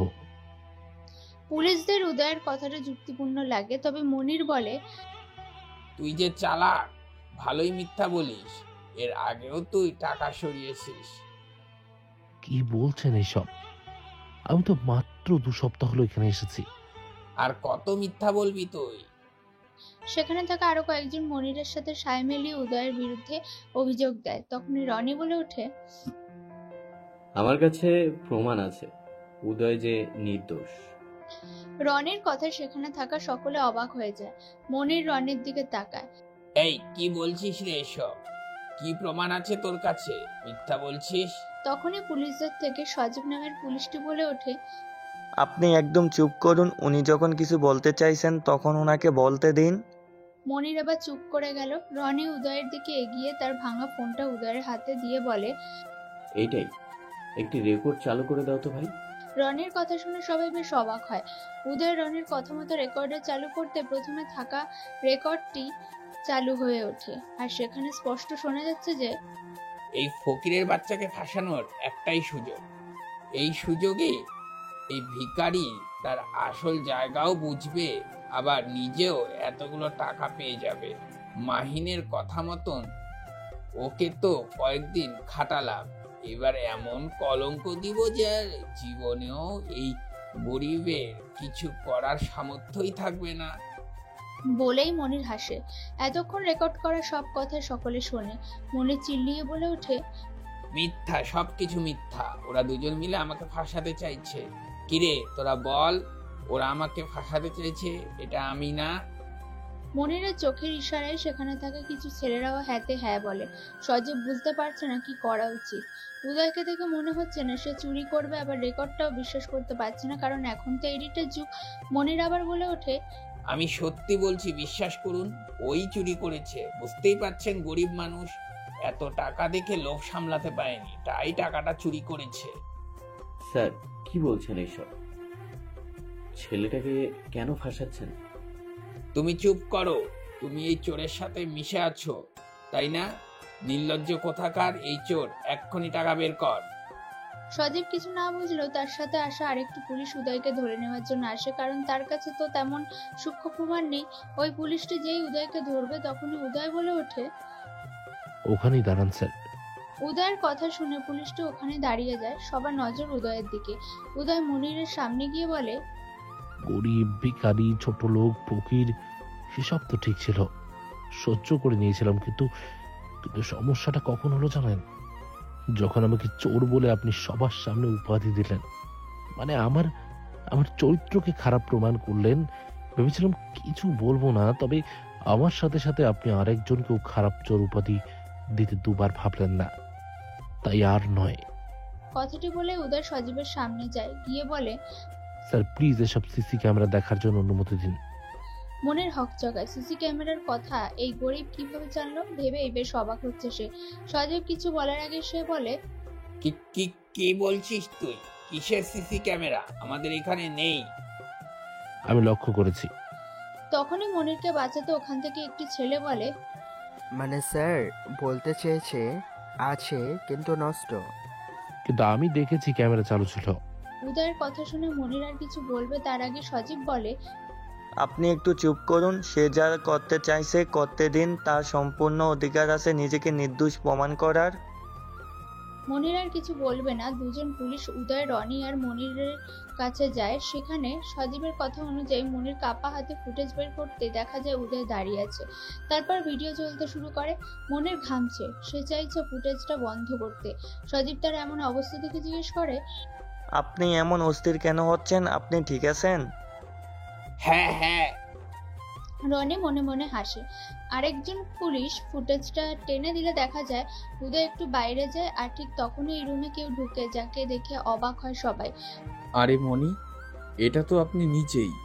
কথাটা শুনে মনির পুলিশটাকে ধাক্কা দিয়ে দৌড় দেবে, এমন সময় উদয় গিয়ে তার সামনে দাঁড়ায়, আর মনির পালাতে না পেরে ধরা পড়ে। তুমি কিন্তু আসলেই একজন আদর্শবান ছেলে এবং খুব বুদ্ধিমান। আমি আশা করব তুমি সামনে আরো ভালো কিছু করবে। সজীবের কথা শুনে উদয় প্রাণহীন শুকনো হাসে। মনিরকে তারা ধরেছে, মনিরের মুখটা চুপসে আছে। উদয় মনিরের দিকে তাকিয়ে বলে, স্যার একটা রিকোয়েস্ট করব। হ্যাঁ বলো। ওনাকে ছেড়ে দিন, উনি ওনার কর্মের ফল সকলের সামনেই পাবে।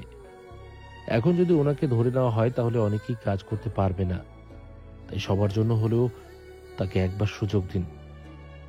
কিন্তু ও তো তোমাকে। আমার কোনো অভিযোগ নেই স্যার। সজীব আর কিছু বলে না, মনিরকে ছেড়ে দেয়। উদয় রনিকে ধন্যবাদ জানিয়ে সেখান থেকে চলে যায়। উদয় যাওয়ার সময় পিছন থেকে সজীব উদয়কে ডাক দিলে উদয় দাঁড়িয়ে পড়ে। জি স্যার, বলুন কিছু হয়েছে? তুমি এখন কি করবে? চাকরির অবস্থা আছে? না স্যার, তবে ঘুরতে ঘুরতে খুঁজে নেব একটা। আমার সাথে কাজ করবে? উদয় বেশ অবাক হয়। পুলিশ নিজে তাকে বলেছে তাদের সাথে কাজ করতে, ব্যাপারটা একটু অবাকের বিষয় তো অবশ্যই। উদয় কিছু বলার আগে সজীব বলে, জোর করব না, তোমার যদি ইচ্ছা হয় তাহলে।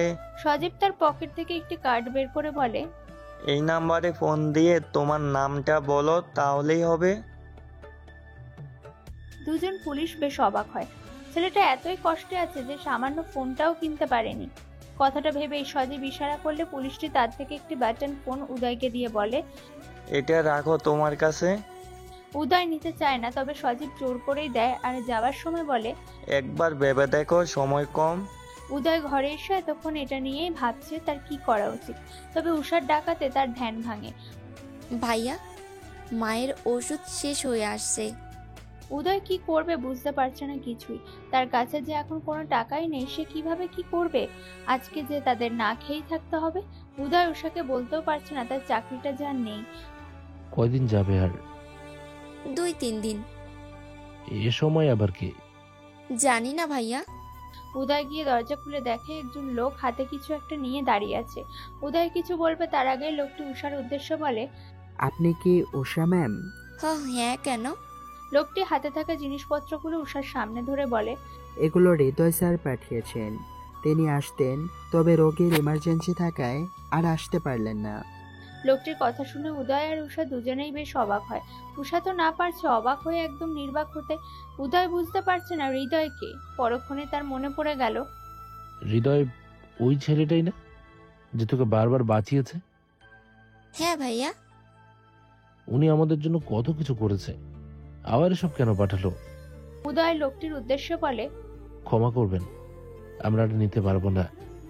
আপনি নিয়ে যান আর হৃদয় সাহেবকে বলবেন আমরা ওনার প্রতি অনেক কৃতজ্ঞ। আর কত ঋণী করবেন উনি? না স্যার, আপনাদের নিতেই হবে না। নিলে ডাক্তার স্যার বেশ রাগ করবেন। ডাক্তার স্যার মানে? উষা আর কিছু বলে না। সে তো জানেই না হৃদয় একজন ডাক্তার। সে কিনা একজন ডাক্তারের সামনে ডাক্তারদের বকাঝকা করেছিল। উদয় উষার ভাবসাব দেখে কিছু বুঝতে না পারলেও ওদের ভিতর কিছু চলছে এটা বুঝে যায়। উদয় মনে মনে হাসে, ছেলেটা বেশ ভালো। যদি সেরকম কিছু হয় তাদের মধ্যে, তবে খারাপ হবে না। স্যার নিয়ে নিন প্লিজ। হৃদয় স্যার চিন্তা করবেন আমি আপনাদের বাড়ি চিনলাম কি না। এখানে খাবার আছে, খেয়ে নেবেন। আরও কিছু আছে, প্লিজ স্যার নিয়ে নিন। উদয় লোকটার এমন করুণ অবস্থা দেখে জিনিসগুলো নিয়ে নেয়। লোকটি চলে যায়। উদয় উষাকে নিয়ে ভিতরে আসে। বেশ ভালো দামি দামি খাবার আর জামা কাপড় পাঠিয়েছে হৃদয়। উদয়ের বেশ অস্বস্তি হচ্ছে, তবে উষার সামনে কিছু বলছে না। হঠাৎ উদয়ের চোখে একটি সাদা কাগজ ধরা দেয়। উদয় সেটা দেখেও না দেখার ভান করে সেখান থেকে চলে যায়। এই খবরটা দেওয়ার জন্য যে তোকে কতগুলো বাহবা দেবো ভেবে পাচ্ছি না। এবার দেখাবো আসল খেল। জি সর্দার, যখনই এই মন্ত্রীর মেয়ে এই দেশে আসবে তখনই ওকে কিডন্যাপ করে আমরা 12 কোটি টাকা চাইবো। হ্যাঁ, আইডিয়াটা বেশ ভালো। এবার ডাকাত রাজার নাম চারদিকে ছড়াবে, আতঙ্ক তৈরি হবে। রাজার এমন হাসির সাথে তাল মিলিয়ে সেখানে থাকা সকল ডাকাতি হেসে ওঠে। হৃদয় তার নিজের ভিতরে বেশ পরিবর্তন দেখতে পাচ্ছে। কেন যেন না চাইতে সেই শ্যামলা রঙের মায়াভরা মুখটা বারবার সামনে ভেসে উঠছে। কি এমন আছে এই মেয়ের ভিতর যা আর কারো ভিতর পায়নি? ভেবেই হৃদয় হাসি মুখে গাড়ি চালাতে থাকে। গন্তব্য ওই পুকুর ঘাট, যেখানে সে তার মায়াবতীকে বসে থাকতে দেখে সব সময়। হৃদয়ের গাড়ি সেখানে থামালে দেখতে পায় উষা সেখানে নেই। এ কি, এখনো আসেনি কেন? আমি কি তাড়াতাড়ি আসলাম নাকি? এই ভেবে হৃদয় সেখানে অনেকক্ষণ অপেক্ষা করে, তবে উষার দেখা নেই। হৃদয়ের বেশ চিন্তা হয় এবার কিছু হলো কিনা, নয়তো আসবে না কেন। এখনো আসছে না কেন? রাগ করলো? না, রাগ করবে কেন? তাহলে আসলো না কেন? কিছু হয়েছে কি? না, আমি আরেকটু অপেক্ষা করি। বলেই হৃদয় উষার জন্য অপেক্ষা করতে থাকে, তবে উষার দেখা নেই। ভাই, বুঝতে পারছিস তো ব্যাপারটা কি হবে? আমাদের সাবধানে থাকতে হবে। ওরা যে কোনো সময় আক্রমণ করবে। মন্ত্রীর মেয়ে যতক্ষণ না পর্যন্ত এখানে আসবে সে পর্যন্ত কোনো শান্তি নেই। হ্যাঁ, ঠিক বলেছিস। আমাদের একটু সাবধানে চলতে হবে। যদি গন্ডগোল হয় তাহলে শেষ।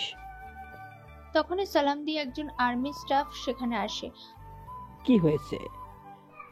স্যার, কালকে মন্ত্রী স্যারের মেয়ে আসবেন, আমাদের সবাইকে প্রস্তুত থাকতে বলেছে।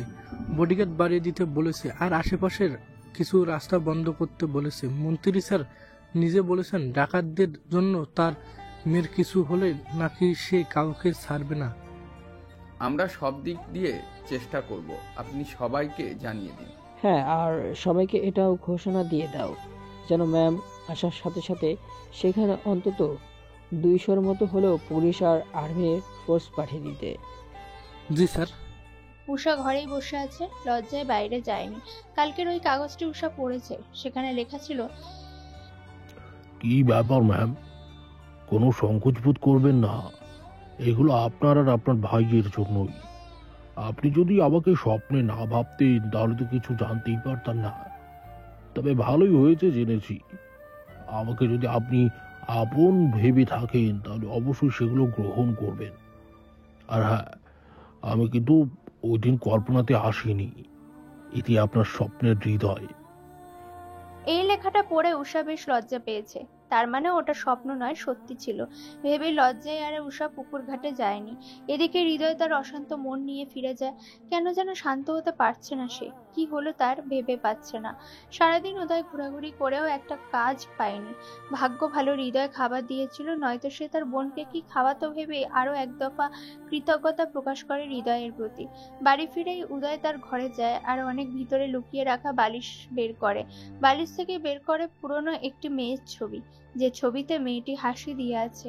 উদয় মেয়েটির ছবির দিকে তাকিয়ে বলে, সবাই তো কত অভিশাপ দেয়, তবে তোমারটা একটু বেশি মন থেকে ছিল, তাই তো আজ এই অবস্থা। নয়তো তুমি বলো, এমন অবস্থা কি আমার হওয়ার কথা ছিল? নিজের অনুভূতি বুঝতে ভুল করেছিলাম বলে এভাবে শাস্তি দিলে। কথাটি বলতে বলতে উদয় অতীতে ডুবে যায়। অতীত। শুনছেন? I love you. মেয়েটির কথা শেষ করার সাথে সাথেই সেখানে হাসির রোল পড়ে গেল। মেয়েটি চশমা ঠেলে উঠে দাঁড়িয়ে বলে, আপনারা হাসছেন কেন? সেখানে উদয় নিজে উপস্থিত ছিল, আর মেয়েটি যাকে প্রপোজ করেছে সে ছেলেটি উদয় নিজেই ছিল। উদয় হাসতে হাসতে গড়াগড়ি খেয়ে বলে, তুমি নিজেকে একবার দেখেছো আয়নায় কখনো? আর তুমি এই উদয়কে ভালোবাসার কথা বলছো? মেয়েটি কান্না করে দেয়, কাপা কাপা কণ্ঠে বলে, আমি আপনাকে ভালোবাসি, তাই বলে এভাবে অপমান কেন করছেন? ভালোবাসা কি অপরাধ? তখনই উদয়ের একজন বন্ধু বলে ওঠে, ভালোবাসাটা অপরাধ নয়, তবে তোমার মতন গরিব মেয়েদের জন্য এটা একদম অগ্রহণযোগ্য। সবাই হেসে দেয়, সাথে উদয়ও। এইসব নাটক বাদ দিয়ে এগিয়ে পড়ায় মন দাও, তবুও বাবা মার জন্য কিছু করতে পারবে। মেয়েটি চোখের পানি মুছতে মুছতে উদয়ের দিকে আঙুল তাক করে বলে, আমি গরিব বলে আমার সাথে এমন করলেন তো? একদিন আপনারও দিন আসবে উদয় মির্জা, সেদিন আপনি বুঝবেন অপমান কি জিনিস। তবে আমি দোয়া করব আমার থেকে একটু কম কষ্ট যেন আপনি পান। যতই হোক ভালোবাসি তো আপনাকে। বলেই মেয়েটি ভরা স্কুল মাঠ থেকে কেঁদে কেটে চলে যায়। আর পিছনে উদয়ের বন্ধুরা হাসে, তবে উদয়ের কিছু যায় আসে না। উষার ডাকে উদয়ের ধ্যান ভাঙে। উষা তার ভাইকে ডাকার জন্য মূলত এই রুমে এসেছে। কি ভাবছো ভাইয়া, ভাত খাবে না? উষার ডাকে উদয় হকচকিয়ে ওঠে, সেই সাথে নিজেকে সামলে বলে ওঠে, হ্যাঁ চল। সকাল সকাল উদয় রেডি হয়েছে বাইরে যাবে বলে, তবে বাইরে গিয়ে দেখে তাদের বাড়ির সামনে একটি বড় গাড়ি এসে দাঁড়ানো। উদয় অবাক হয় বেশ, সেজন্য সে একটু সামনে গিয়ে দাঁড়ায় এবং দেখে সেখান থেকে একটি ছেলে নেমে আসছে। ছেলেটি আর কেউ নয়, হৃদয় তুমি? হৃদয় উদয়ের সামনে এগিয়ে যায়। উদয় তো কিছুই বুঝতে পারছে না। হৃদয়ের হাতে অনেক জিনিসপত্র, যা দেখে উদয় ভীষণ অবাক হচ্ছে। কিছু জিজ্ঞেস করতে যাবে তার আগেই হৃদয় বলে, আমাকে ঘরে যেতে বলবেন না, নাকি বাইরেই দাঁড় করিয়ে রাখবেন? উদয় হৃদয়ের কথা শুনে হুঁশ ফিরে পায় এবং হৃদয়কে ঘরে যাওয়ার জন্য বলে। হৃদয় উদয়ের কথা মতো ঘরে যায় এবং ঘরে গিয়ে দেখে উষা সবেমাত্র ঘুম থেকে উঠেছে। উষাকে এই অবস্থা দেখে হৃদয় পুরোই অবাক। আজ যেন সব দিনের চেয়ে বেশি মায়াবতী লাগছে উষাকে। উষা হঠাৎ এভাবে হৃদয়কে দেখে একটু হকচকায়, পরক্ষণে নিজেকে ঠিক করে বলে, আপনি এখানে? উষার কথায় হৃদয়ের হুঁশ ফেরে। হৃদয় উষার দিকে এগিয়ে গিয়ে বলে, আমি এখানে কেন আসবো না সেটা বলেন। আপনি জানেন আপনাকে একদিন না দেখে আমার কি অবস্থা হয়েছে, আপনি বুঝতে পারছেন? মানে? উদয় পিছনে দাঁড়িয়ে আছে। হৃদয় উদয়ের দিকে তাকিয়ে বলে, দেখো ভাই, ঘুরিয়ে পেঁচিয়ে কথা বলতে পারি না। জানি না কিভাবে হলো, তবে হয়েছে। মায়ায় ধরেছে আমাকে তোমার বোনের। যদি না পাই মরে যাব। একদিন শুধু দেখিনি মনে হচ্ছে পাগল হয়ে যাব। এটাকে যদি ভালোবাসা বলি তাহলে আমি ভালোবেসে ফেলেছি উষাকে। কথা বলার সময় হৃদয়ের চোখ টলটল করছিল। উদয় ব্যাপারটা লক্ষ্য করে। উষা অবাক হয়েছে বেশ। হৃদয় উষার দিকে তার ছলছল নয়ন নিয়ে তাকিয়ে বলে, আপনার ভাইয়ের মতো এত ভালো হয়তো বাঁচতে পারবো না, তবে এর চেয়ে কমও নয়। আমি এতটাও খারাপ নই। একবার আমাকে সুযোগ দেবেন প্লিজ। উষা কি বলবে বুঝতে পারছে না। বারবার ভাইয়ের দিকে তাকাচ্ছে, তার ভাই কি বলে। উদয় এতক্ষণ সব কল্পনা মনে হলেও এখন সে নিজেকে স্বাভাবিক করে উষার দিকে তাকায়। আপনি কি আমাকে বিয়ে করবেন উষা? উষা আবারও উদয়ের দিকে তাকায়। এবার উদয় তার মাথা উপর নিচে দুলিয়ে মুচকি হাসি দেয়। আর উষা খুশি হয়ে সাথে সাথে বলে, হ্যাঁ। হৃদয় খুশিতে উষাকে জড়িয়ে ধরতে যায়, তবে পরক্ষণে উদয়ের কথা মনে পড়তে সে স্বাভাবিক হয়। উষা বেশ লজ্জা পায়। হৃদয় উদয়ের সামনে গিয়ে বলে, ভাই আমি উষাকে আজকেই বিয়ে করব। তোমার কোনো আপত্তি আছে? জানি এত তাড়াতাড়ি কেন করছি এটা তোমার মনে প্রশ্ন ঘুরছে। আসলে কি বলো তো, আমার জীবনে আমার ছোট বোন ছাড়া আর কারো অস্তিত্ব ছিল না। তবে কাল আমি উপলব্ধি করছি উষা আমার কাছে কি। বুঝেছি ভাই, তোমার কাছে আমার একটাই অনুরোধ, আমার বোনটাকে এতটুকু খুশি রেখো যাতে আমি তাকে ফোন করলে শুনতে পাই সে বলছে, ভাইয়া এত চিন্তা করো না, আমি আমি অনেক ভালো আছি। উদয়ের কথা শুনে হৃদয় তাকে জড়িয়ে ধরে এবং উষা গিয়ে তার মাকে এই কথাটা বলে। হৃদয়কে তার মার সাথে পরিচয় করিয়ে দেয় এবং হৃদয় কথা দেয় সে তার মাকে সুস্থ করে তুলবে। সবার মত অনুযায়ী আজকে রেজিস্ট্রার অফিসে উষা আর হৃদয়ের বিয়ে ঠিক হয়। সাহেব কোথায় তুমি? ডাকাতরা হামলা করেছে। যে করে হোক তুমি সব গার্ড বাড়িয়ে দাও, সবাইকে খবর দাও।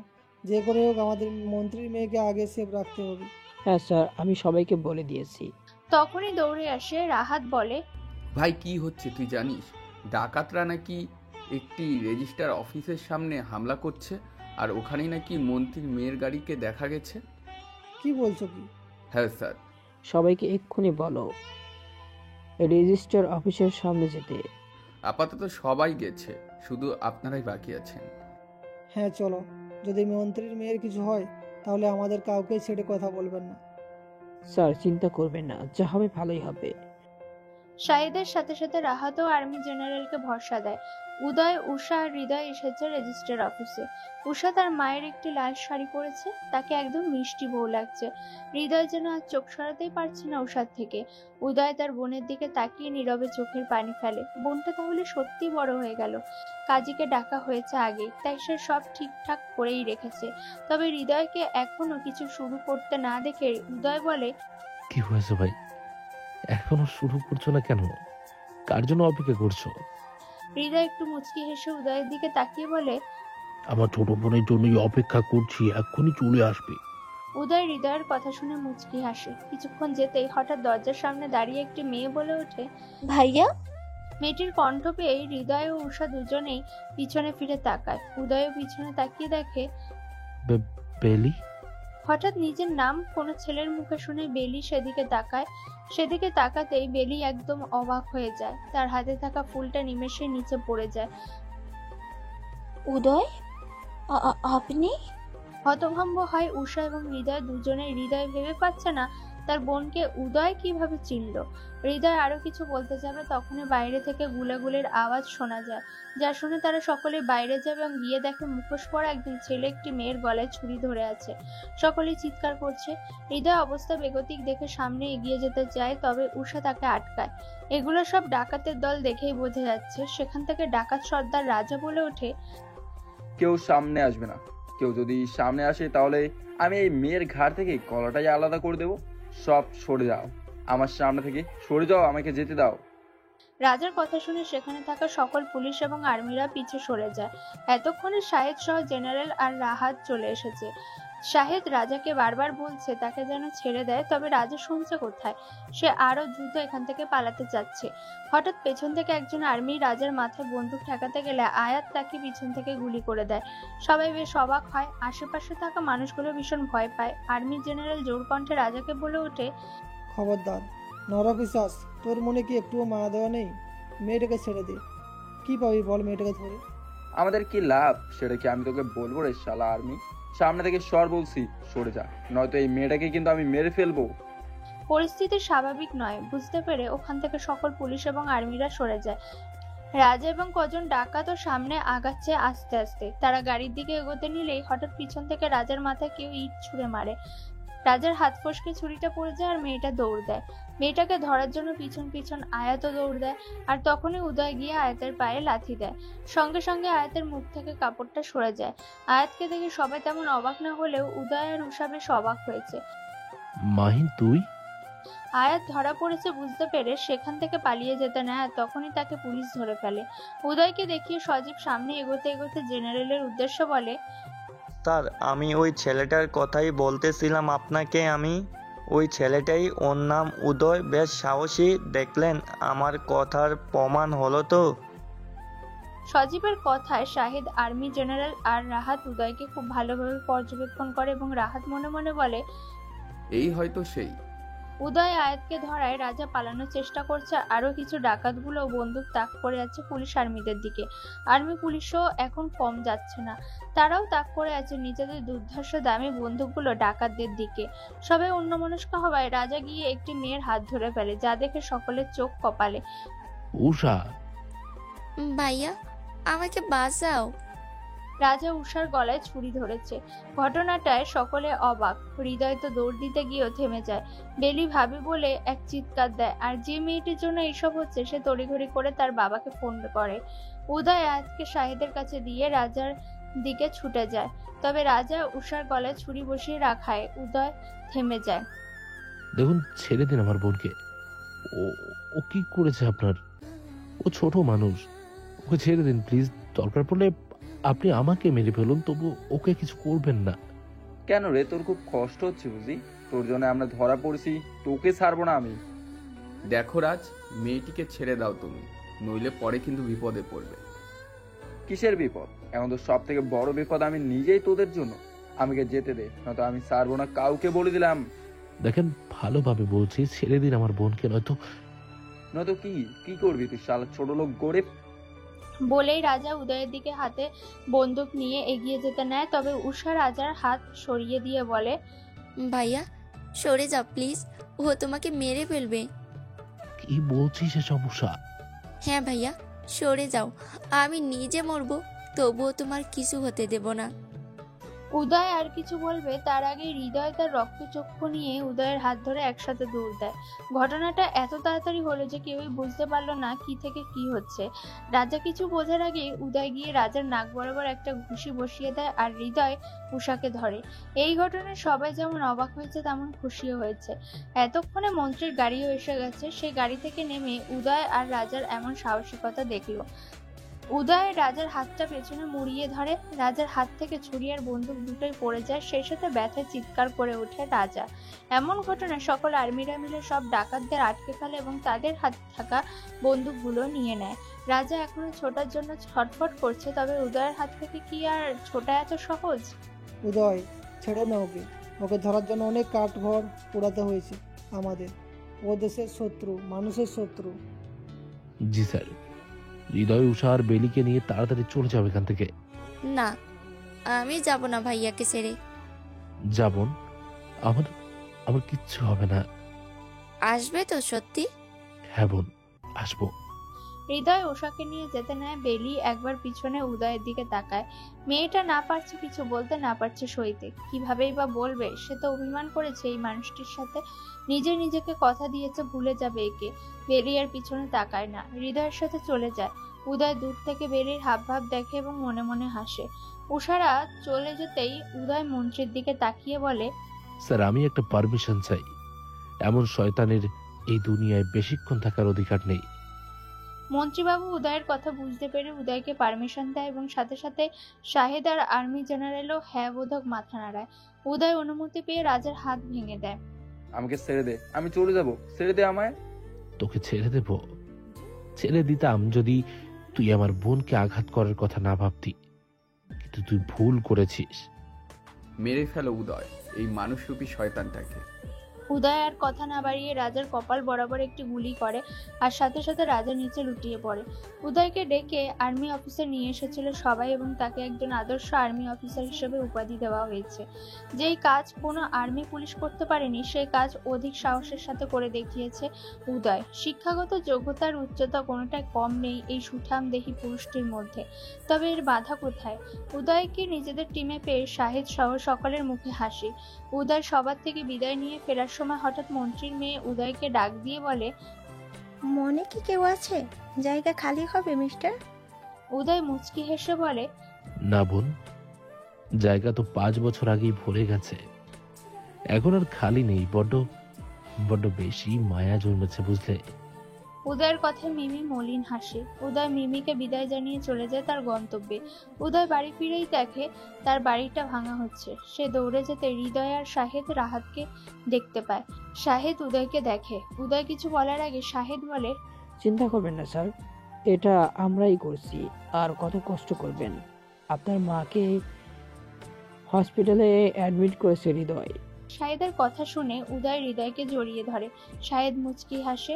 উদয় আজ কাঁদছে। উষা এগিয়ে আসে, পিছনে বেলিও আছে। উদয় বেলিকে দেখে স্বাভাবিক হয়। উদয় কিছু বলবে তার আগে হৃদয় বলে, আমার বোন আমাকে সব বলেছে। ওই দিন যখন বেলি আমাকে তোমার কথা বলেছিল, আমার ভীষণ রাগ হয়েছিল। আমি শপথ নিয়েছিলাম কোনো দিন দেখা হলে আমি তোমাকে ছাড়বো না। তবে এখন সেই শপথ উঠালাম। কথাটি বলে হৃদয় সবাইকে নিয়ে সেখান থেকে সরে যায় এবং যাওয়ার আগে বেলির উদ্দেশ্যে মাথা নেড়ে যায়। সবাই চলে যেতে উদয় বেলির পায়ের কাছে বসে পড়ে। বেলি পিছনে সরে যায়। জানো তোমার অভিশাপটা আমার কাছে কেমন ছিল?